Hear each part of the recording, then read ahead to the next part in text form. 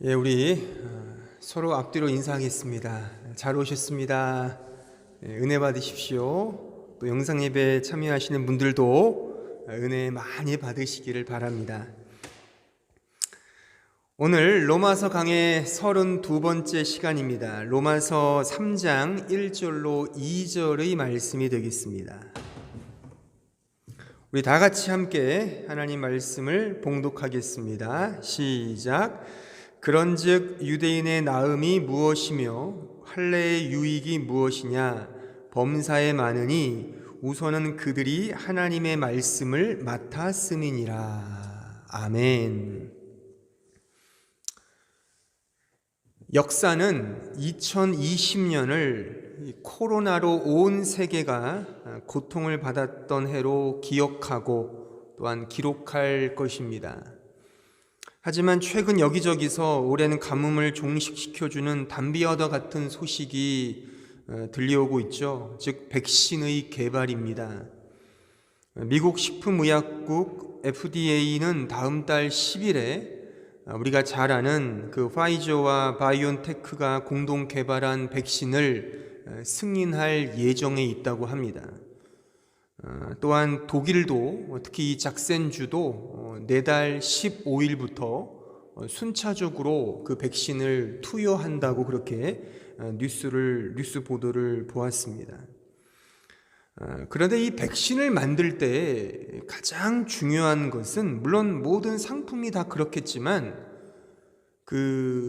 이 수천 수만의 그 샘플을 수집하고 채집하고 정리하고 그것을 비교해서 검토하고 연구하는 소위 그 연구진들의 그 발품팔이 연구가 매우 중요하다고 합니다. 그러니까 하나의 그 상품이 되기 위해서는 그러한 그 연구진들의 그 샘플을 연구하는 그것이 매우 중요하다는 것이죠. 제가 언젠가도 이런 표현을 썼는데요. 그 성경에 등장하는 인물들, 특히 유대인들, 이스라엘인들은 하나님께서 하나의 샘플로 사용하셨다라고 제가 그렇게 말한 바가 있습니다. 여러분들은 성경을 읽고 공부하고 묵상할 때 어떤 생각으로 그런 행위를 행하십니까? 그러니까 나에게 주신 말씀이라고 여기며 성경 공부를 하십니까? 이렇게 받아들이고 계십니까? 아니면 하나의 종교 서적으로 성경을 공부하십니까?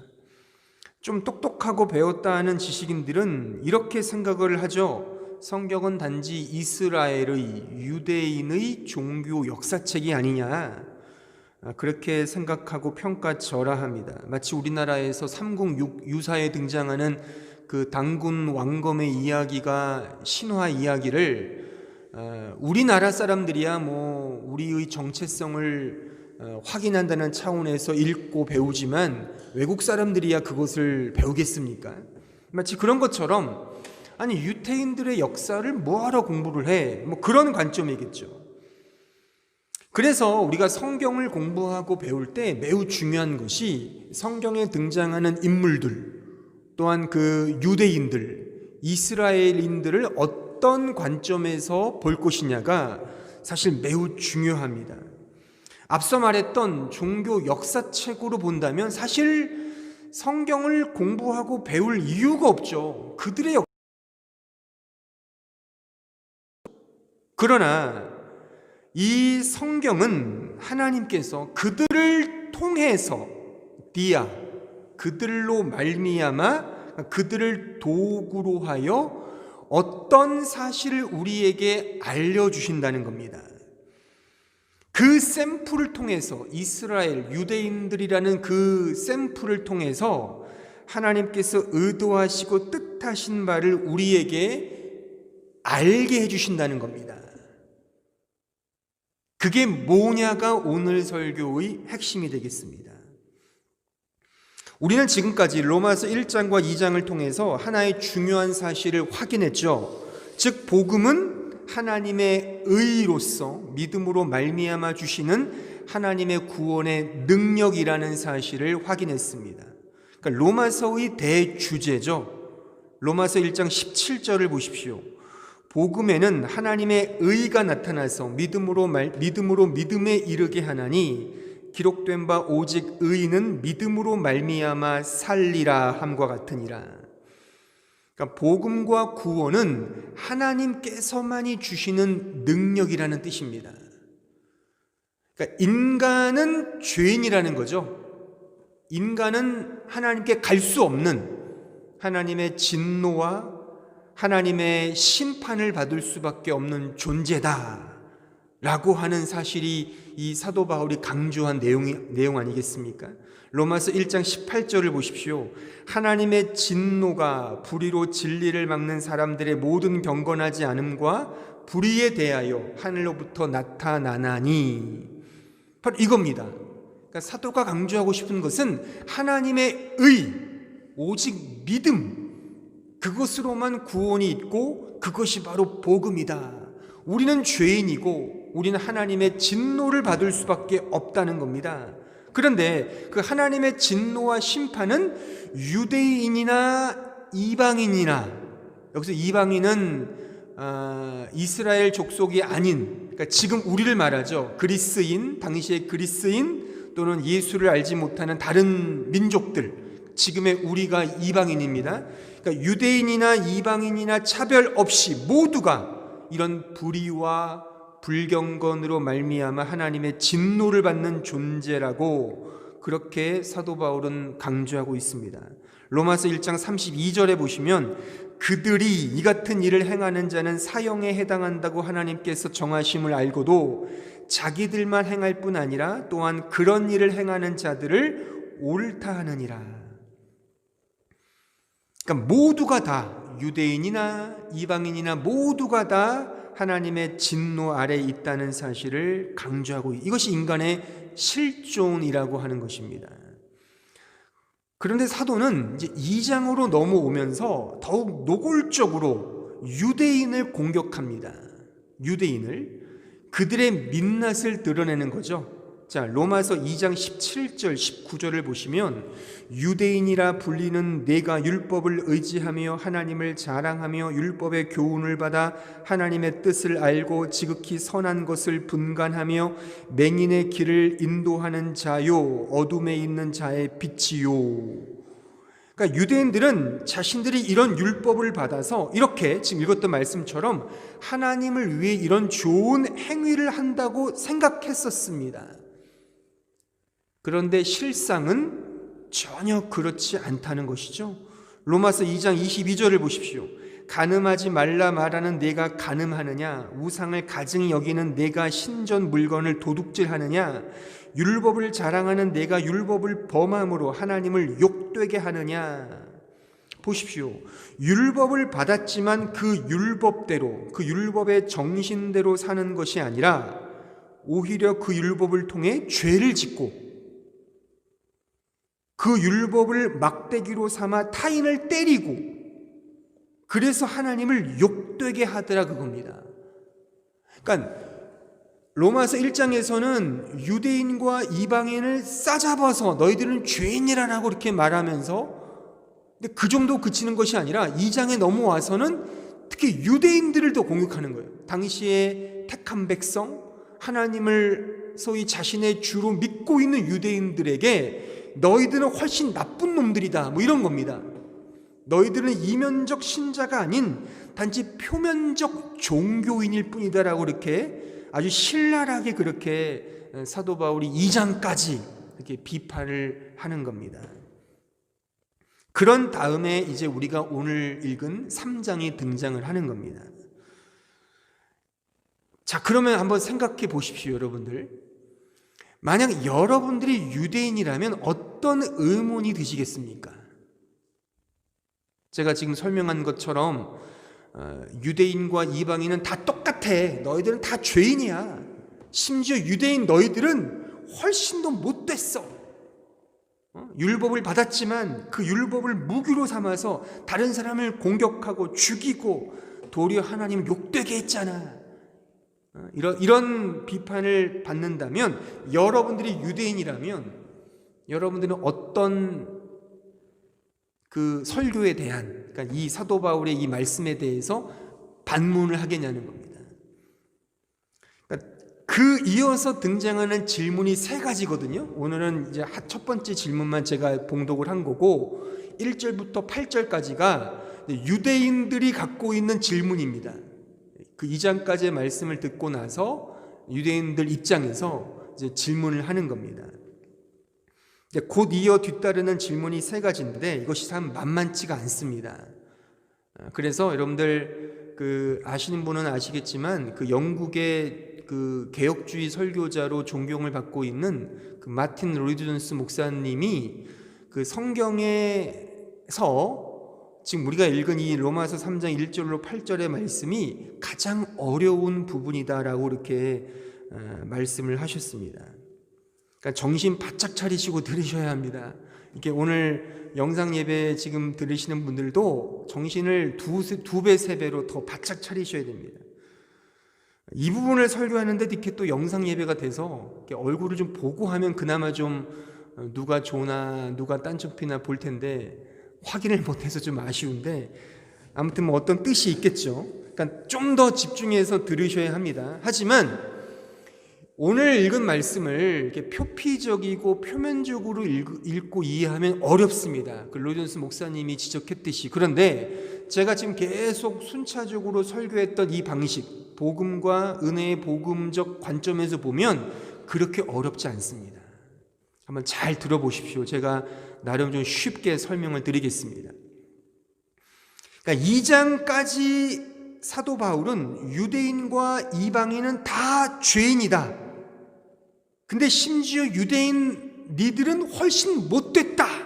그렇게 말해버리니까 유대인들이 어떤 반문을 하냐면 이런 질문이에요. 아니 그럼 하나님께서 이스라엘을 택하시어 그들에게 할례를 행하신 이유가 뭐냐?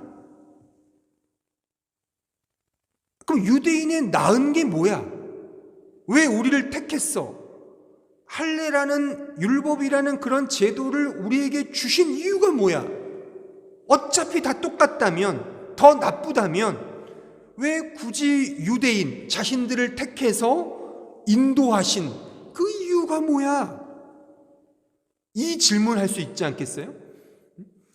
제가 지금 다 예수 믿는 신자들이시잖아요. 이 엄중한 사태를 뚫고 이곳에 온 여러분들, 제가 다 예수 믿는데 그따위로 신앙생활하면 당신들은 아무 소용없어 라고 말하면, 아니 그러면 지금까지 내가 신앙생활한 게 몇 년인데 그럼 나를 이렇게 신앙생활하게 한 이유가 뭐야? 라고 아마 반문하는 것처럼 지금 유대인도 이렇게 반문을 하는 겁니다. 그때 바울은 분명히 말합니다. 아니 유익이 있다. 유익이 있다니까. 분명히 있어. 그 유익이 뭐냐면 하나님의 말씀을 맡았잖아. 이게 2절의 말씀이라는 겁니다. 자, 오늘 본문 1절, 2절을 한번 다시 보세요. 다시 보십시오. 매우 중요합니다. 지금 제가 설명한 이 의미로 한번 읽어보세요. 우리 다 같이 읽어보겠습니다. 시작. 그런즉 유대인의 나음이 무엇이며 할례의 유익이 무엇이냐? 범사에 많으니 우선은 그들이 하나님의 말씀을 맡았음이니라. 그러니까 1절은 질문이고 2절은 사도 바울의 답이죠. 분명히 들어오시죠? 여기서 범사에 많다라고 하는 것은 분명히 있다는 겁니다. 분명히 있다. 유대인의 장점, 이점, 할례를 받은 유익이 있다는, 분명히 있다는 뜻이고, 우선이라는 뜻은 첫째, 둘째, 셋째 이런 순차적인 걸 의미하는 것이 아니라 가장 중요한 것이란 뜻이에요. 가장 중요한 게 있다 이겁니다. 그 유대인의 나음과 유익이 분명히 있다는 거죠. 그게 뭐라고요? 하나님의 말씀을 맡았다 이겁니다. 여기서 맡았다라는 이 단어는 헬라어로 보면 이게 믿는다란 뜻의 피스티오입니다. 믿는다. 근데 믿는다는 피스티오의 수동태형입니다. 그러니까 에피스튜테산이죠. 헬라어는 동사가 수동태로 바뀔 때 그 앞에 접두어로 에를 붙여요. 그러니까 에피스튜테산이 되는 거죠. 그러니까 직역을 하면 믿어지게 된답니다. 믿어지게 되었다. 그러니까 유대인이 믿은 것이 아니라 믿어짐을 당한 거죠.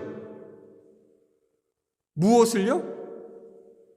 하나님의 말씀을 믿어지게 되었다는 겁니다. 특히 여기서 말씀이라는 단어는요,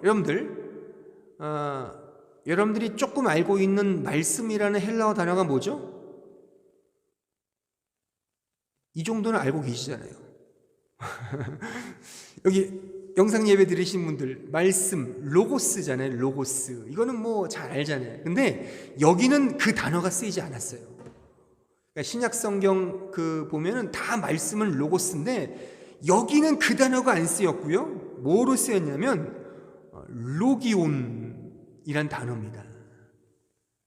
로기온이란 단어는 굳이 우리나라 말로 번역하면 신탁, 그러니까 신이 임하는 거잖아요. 이렇게 신내림 한다든가 또는 빙의가 되는 거 있잖아요. 그런 의미예요. 영어로 오러클이라는 뜻이죠. 그러니까 신적 능력에 의해서 신의 주도적이고 능동적인 것을 강조하는 단어가 신탁이잖아요. 이 로기온. 그래서 이 헬라어 성경에 보면 이 부분이 로기아 투 테우라고 되어 있어요.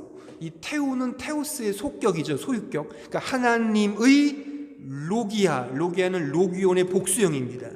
그러니까 로기아, 하나님의 신탁들, 말씀들이란 뜻이죠. 그러니까 하나님의 적극적인 간섭과 개입이란 뜻입니다. 그러니까 그러니까 이 로기오는 구약 성경 전체를 의미하기도 하고 특히 하나님의 언약의 강권적인 개입의 역사, 그 웍스, 역사를 말하는 겁니다. 신적 발언. 그러니까 제가 아까 언급해 드렸듯이 그 무당이 신내림하는 거. 그러니까 내 의지와 내 의사와 내 특성과 나의 어떤 성향과는 관계없이 그냥 신이 나에게 임하는 겁니다. 신적 능력을 말하는 겁니다. 이것이 이 로기온입니다. 그러니까 하나님의 말씀을 이런 식으로 받아줬다는 겁니다.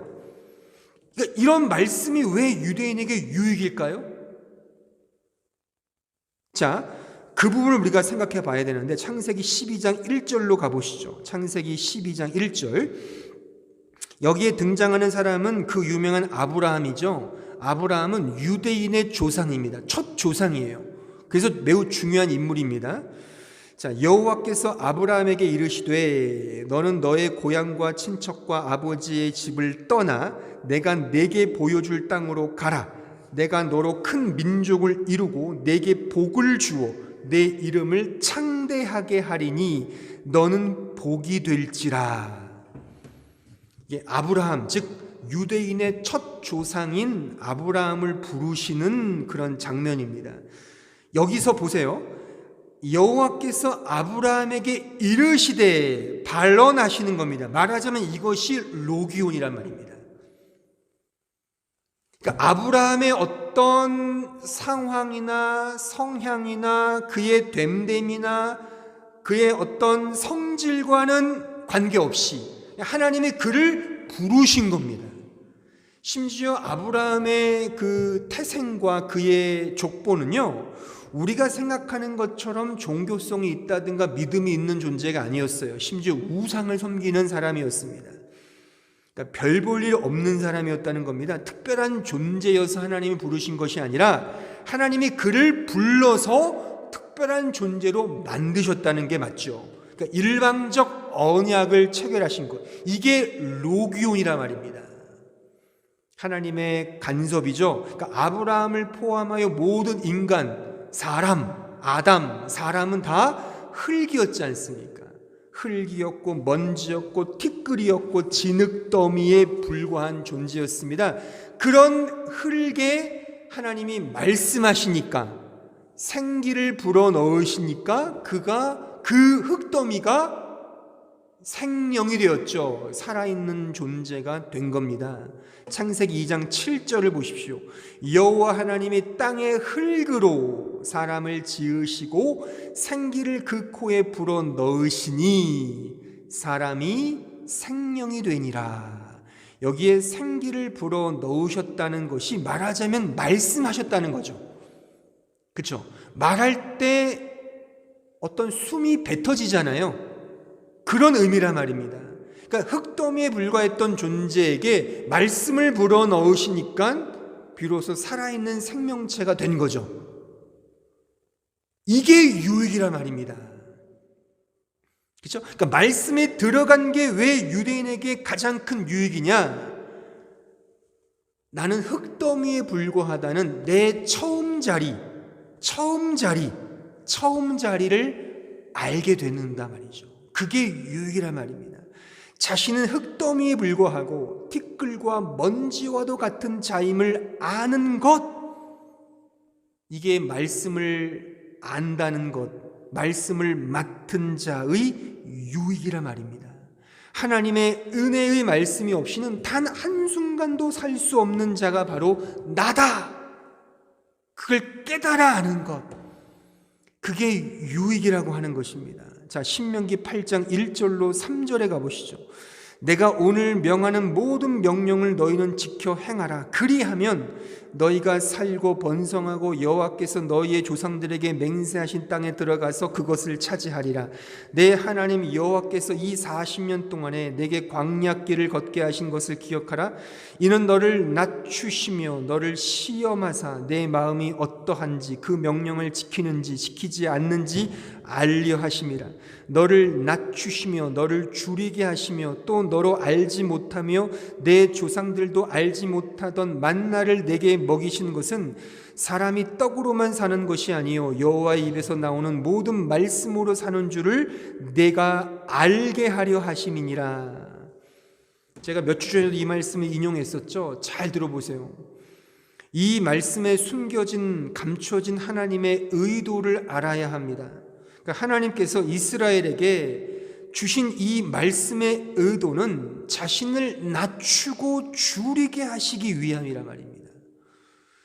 그래서 결국 사람이 떡으로만 살 수 없고, 즉 자신의 힘으로 살 수 없고 오직 하나님의 입에서 나오는 말씀으로만 산다는 이 사실, 자기 정체성을 알아먹게 하시기 위해서 이런 말씀을 주셨단 말입니다. 지키게 했다는 말이죠. 그러니까 말씀은 지키기 위해서, 지키게 하기 위해서 주신 것이 아니라 지킬 수 없는 내 존재를 알아먹게 하시기 위해서 율법과 말씀을 주셨다는 겁니다. 그러니까 말씀을 지킨다는 것은 자신의 처음 자리, 흙더미와 같은 자신의 처음 자리를 깨닫고 오직 하나님만을 의존하는 자리로 가는 것, 이것이 말씀을 지킨다는 그 진의인 것입니다. 다시 강조하면 이분이 매우 중요한 오늘 말씀의 핵심입니다. 그러니까 말씀으로 산다는 것의 유익은 사람은 떡으로 살잖아요. 그러니까 자신의 힘으로 사는 것인데, 자신의 힘으로 사는 것이 아니라 오직 하나님이 주시는 은혜로만 산다는 것, 그 사실을 알게 하시기 위해. 그래서 오늘 아까 읽었던 신명기 8장의 말씀 보면은 너를 낮추신단 말입니다. 아, 내가 내 힘으로 안 되는구나. 내가 떡을 먹고 밥을 먹고 고기를 먹고 이렇게 힘을 써서 살아가는 것이 아니라 하나님이라는 존재로부터 주어지는 그 말씀으로 사는구나. 내 처음 자리를 아는 것, 그래서 내 처음 자리를 알고 하나님만을 의지하고 그 자리를 알아먹고 사는 것, 나는 피조물이며 창조주 하나님이 계시며 그 창조주 하나님을 찬양하며 경배하며 영광을 돌려야 하는 존재가 바로 나구나 라고 하는 사실을 아는 것, 이것이 말씀을 지킨다 또는 말씀을 안다는 것의 유익인 것입니다. 근데 여기서 이 본문, 지금 제가 설명한 이 부분을 이해하지 못하는 것은 지금 본문을 제가 설명한 이런 복음적으로 이해하지 않고, 그러니까 이면적 믿음의 방식으로 이해하지 않고 자꾸만 인간 행위의 방식으로, 인간적 표면적 방식으로 이해하기 때문에 어렵게 된단 말입니다. 또한 실제 여러분들이 나중에 집에 가셔서 3장 1절로 8절을 쭉 보세요. 그러면 답은 없어요. 참 재밌는 게 나음이 뭐냐라고 했는데 그 말씀을 받았지. 그게 끝이에요. 말씀을 받았다는 게 뭐니? 이렇게 설교를 해주진 않고, 물론 그 이후에 로마서가 다 이 얘기입니다. 지금 제가 설명한 이 부분을 다 설명하는데 그 부분 속에는 답을 제시하지 않아요. 아니 그러면 유대인이 죄를 짓고 이렇게 타락하는 게 결국에 하나님도 불의하신 거 아니냐? 너 그렇게 생각해? 아니야. 하나님은 거룩하신 분이야. 하나님은 미쁘신 분이야. 그게 두 번째 질문의 답이죠. 아니 그러면은 죄를 지었으면 하나님은 어떻게 심판하실 수 있어? 왜? 하나님이 다 하신 거 아니야? 이 못된 놈아, 너 그렇게 말하는 내가 정죄를 받는다. 이게 8절의 말이에요. 다음 주에 살필 이야기인데요. 그러니까 답은 안 줘요, 사도 바울이. 그러니까 이것을 어떤 식으로도 인간적으로 이해하려고, 말씀을 받았다는 게 뭘까? 아, 말씀 사역인가? 아, 그렇지. 이스라엘을 통해 말씀을 하나님이 사역하게 하시고, 그게 정말 인간의 행위로 푼단 말이죠. 뭔가를 해야 하는 식으로. 인간의 윤리와 도덕으로 이해하게 되면 이 말씀이 어려워집니다. 그래서 그 마틴 로디존스 목사님이 성경에 많고 많은 난해 구절 가운데 이 구절이 제일 어렵다라고 이렇게 말씀하신지도 모르겠습니다. 하지만 제가 지금 이 짧은 시간에, 물론 로마서 1장부터 쭉 제가 강의했기 때문에 이런 제가 늘 강조하는 이런 맥락에서 보면 뭐 어려운 게 없죠. 우리의 처음 자리, 그러니까 말씀을 지키라고 주신 것이 아니라 나는 결코 지킬 수 없는 죄인에 불과하구나. 그 자리를 알아먹는단 말입니다. 그 자리에서 이제 말씀이신 그리스도를 붙드는 것, 이 복음이잖아요. 복음으로 풀면 이 말씀은 어렵지 않습니다. 근데 자꾸만 인간은 표면적, 인간적 행위의 방식으로 내가 뭔가를 해야 하지 않을까? 그래서 인간이 어떻게 해야 구원을 얻고, 어떻게 해야 영생을 얻으며, 어떻게 행해야 기도응답 받고, 어떻게 해야 거룩해지고, 어떻게 해야 복을 받고, 어떻게 해야 착하고 선한 인간, 이 사회에 영향을 끼치는 자가 될 것인가, 이런 인간적 행위로 초점을 맞추면 큰 함정에 빠지고, 또한 그렇게 할 수도 없잖아요. 그러니까 인간의 행위를 강조하는 사람들이 묻고 싶은 게, 그럼 해보라 이거예요. 한번 그렇게 이렇게 막 사회 개혁을 외치면서 데모하는 사람 많잖아요. 소위 이제 그 민주주의병에 든 많은 신자들 있잖아요. 그러면 정말 사회 개혁, 어떤 착한 사람이 되고 그리스도인 이 세상을 변화시켜야 되고, 그럼 그렇게 한번 해보라는 겁니다. 이게 안 된단 말이죠. 제가 비관적으로 말하는 것이 아니라 그게 너무나도 유아적인 이해라는 거죠. 성경이 또 그걸 말하는 것도 아니고, 성경은 우리 자신이 어떤 존재인지를 계속 말하고 있는데 우린 자꾸만 내 힘으로 뭔가 할 수 있다고 말하니 이게 어떻게 이해가 되냐는 말이죠. 그러니까 유대인들의 문제가 바로 이거였습니다. 자신들은 하나님 말씀을 받아서 복음으로 이해하지 못하고 자꾸만 자신을 드러내는 쪽으로, 종교적으로, 자기 실현의 방식으로 이해하고 그렇게 실천하고자 했다는 겁니다. 그러니까 정작 성경은 그렇게 말하고 있지 않은데 말이죠. 그러니까 성경은 오직 복음만 말해요. 복음만 말한단 말입니다. 오직 하나님의 은혜와 십자가 복음만 말합니다. 그러니까 예수께서 왜 오셨어요? 지금 대강절 첫 주라고 하는데 왜 오셨습니까? 우리의 동기를 끄집어내기 위해서 그렇게 사랑의 화신으로 오신 겁니까? 그렇게 말하는 사람이 있어요. 저 봐라, 예수가 우리를 위해 죽으신 것 봐라, 우리도 저것처럼 희생하자. 물론 그런 마음 메시지도 있지만 그게 주된 메시지가 아니란 말이죠. 내가 오죽하면, 내가 얼마나 죄인이면 그분이 오셨을까를 발견해야죠. 성경은 오직 십자가 복음, 오직 은혜의 복음밖에는 말하지 않는데 자꾸만 유대인이 그렇게 했던 것처럼 인간이 무엇인가를 할 수 있는 것처럼 내 노력, 내 의지, 그 선한 인간, 착하게 살고 이런 식의 사회의 변혁 이런 것들을 말한다면 너무 유아적인 그런 이해라고 말할 수가 있는 것입니다.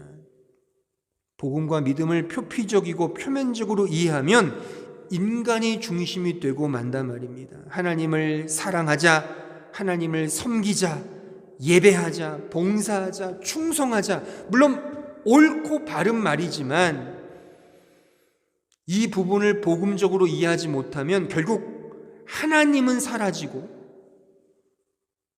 그 일을 행하는 행위의 주체자인 인간만 남게 된단 말입니다. 이것이 인본주의라는 거예요.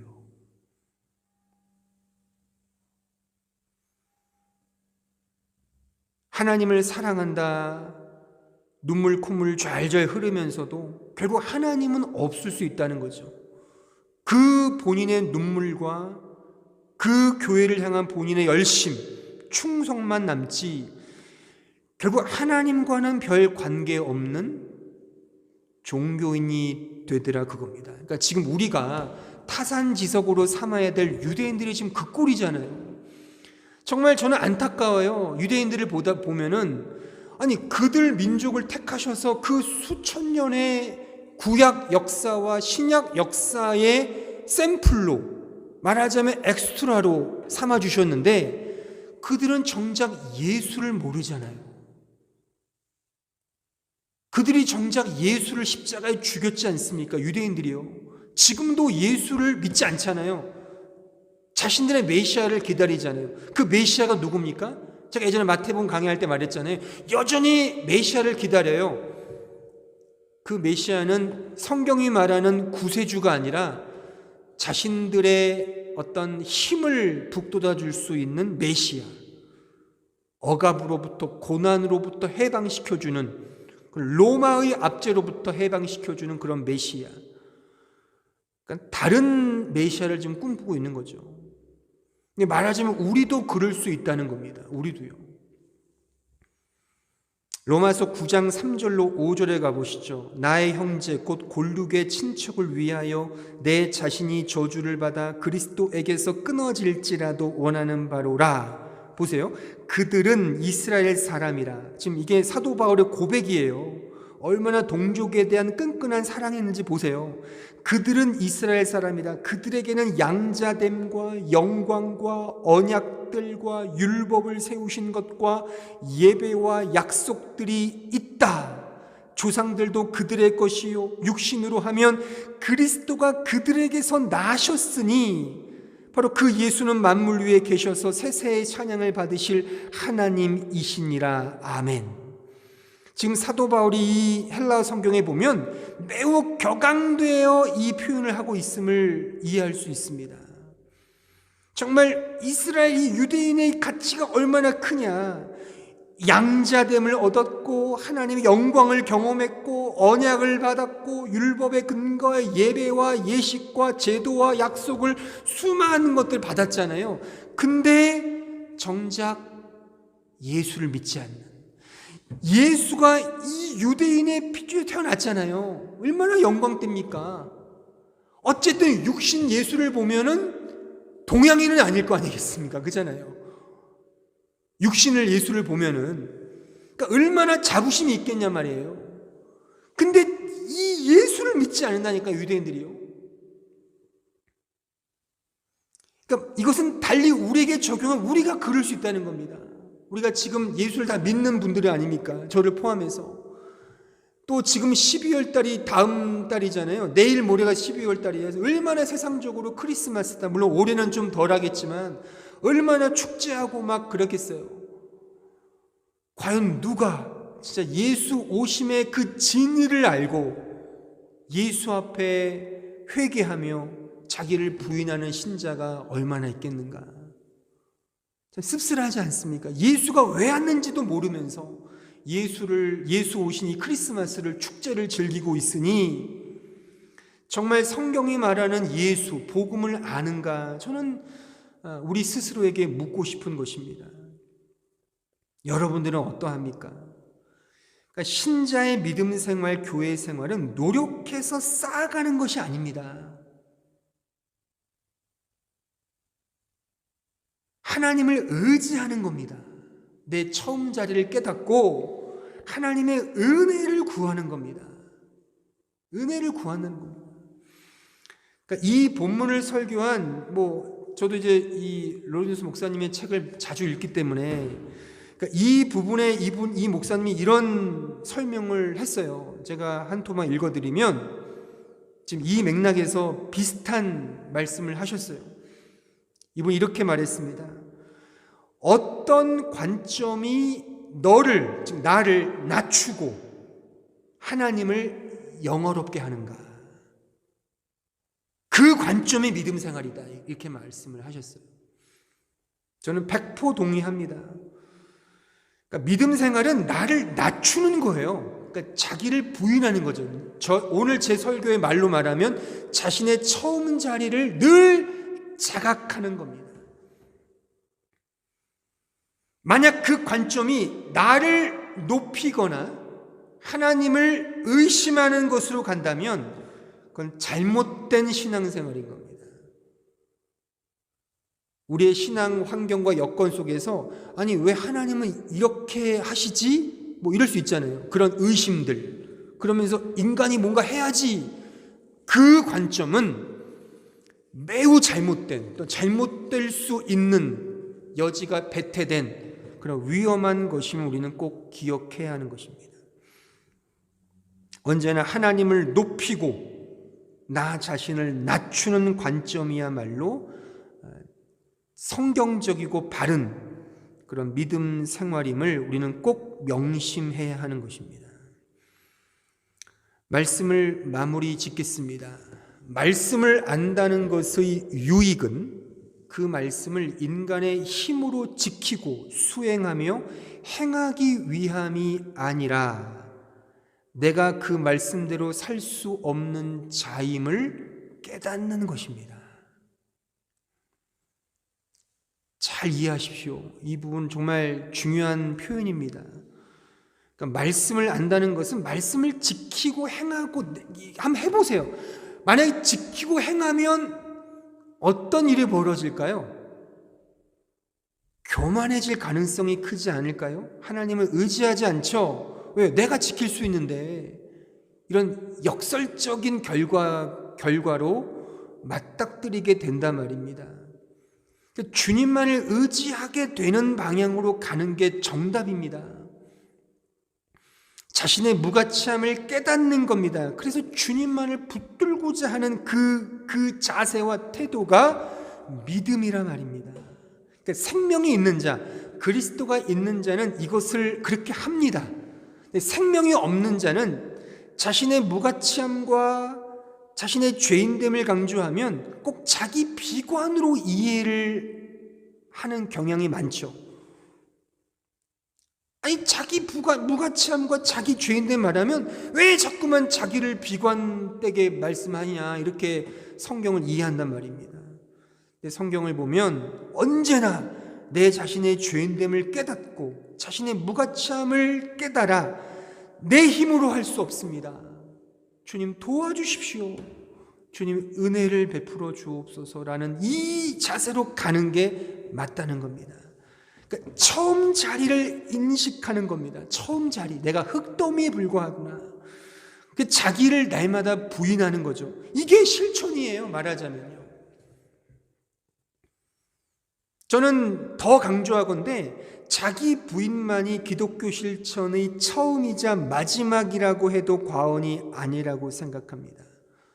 물론 말뿐인 자기 부인, 말뿐인 자기 내려놓음, 형식적이고 추상적이고 이론적이고 사변적인 자기 내려놓음, 자기 부인이 아니라 솔직히 우리는 모두는 다 이런 이론적이고 형식적이고 또 말뿐인 자기 부인, 자기 내려놓음에 익숙하잖아요.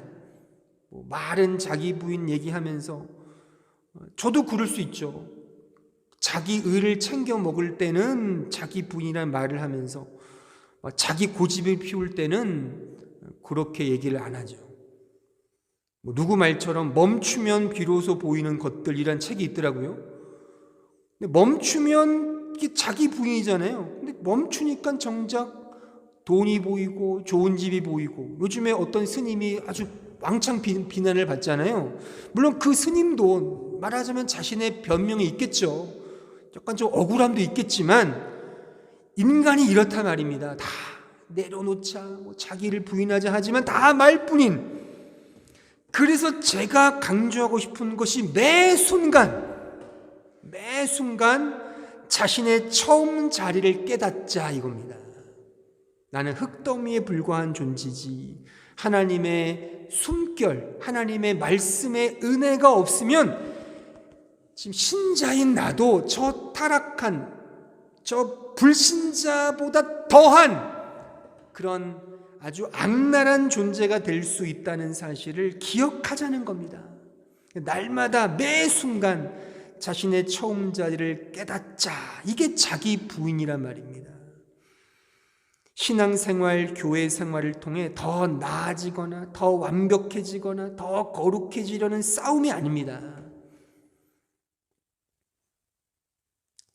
신앙생활 오래 했는데 내 성격 하나 왜 안 바뀌지? 그게 맞다 말입니다. 우리 아내도 앉아있지만 부부싸움 하는 게 맞다 말입니다. 부부싸움도 할 수 있단 말이죠. 그걸 안 하고 막 자기를 거룩하게 만들려고 하는 것 자체는 오히려 자기 실존을 어긋나게 하는 그런 위험한 길로 치달을 수 있음을 기억하자는 겁니다. 나란 존재는 결국 죽어가는 죄인이구나, 그 길로 치닫고 있는 죄인에 불과하구나를 인정하고, 그럼에도 불구하고 이게 강조입니다. 그럼에도 불구하고 그런 나를 사랑하시어 은혜를 베푸시는 하나님이 계시지. 하나님을 믿음의 눈으로 바라보는 겁니다. 그분만을 믿음으로 의지하는 겁니다. 이게 믿음 생활이에요. 이것이 자기 자신을 부인하는 은혜의 길인 것입니다. 또한 이것이 말씀을 안다는 것의 유익인 것입니다. 아무쪼록 이 은혜의 유익을 더 풍성히 누리시는 이 자리에 계신 성도 여러분, 또한 영상 예배에 참여하는 모든 성도들이 되기를 진심으로 빕니다. 기도하겠습니다. 제가 기도하겠습니다.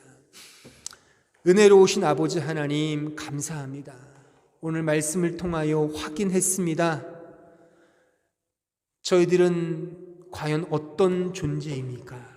하나님, 오늘 말씀을 통하여 우리는 날마다 매 순간 나의 처음 자리를 확인하게 하시고, 날마다 나 자신을 부인하며 나를 의지하는 것이 아니라 오직 하나님만을 의지하며 믿음의 길을 걸어가는 참된 신자들 될 수 있도록 축복하여 주옵소서. 부족함이 많고 연약함이 많습니다. 이 사실을 확인하고 내 힘으로 할 수 없으니 하나님만을 붙드는 그런 믿음의 길을 걸어가는 주의 백성들 다 되게 하여 주시옵소서. 예수님의 이름으로 기도하옵나이다. 아멘.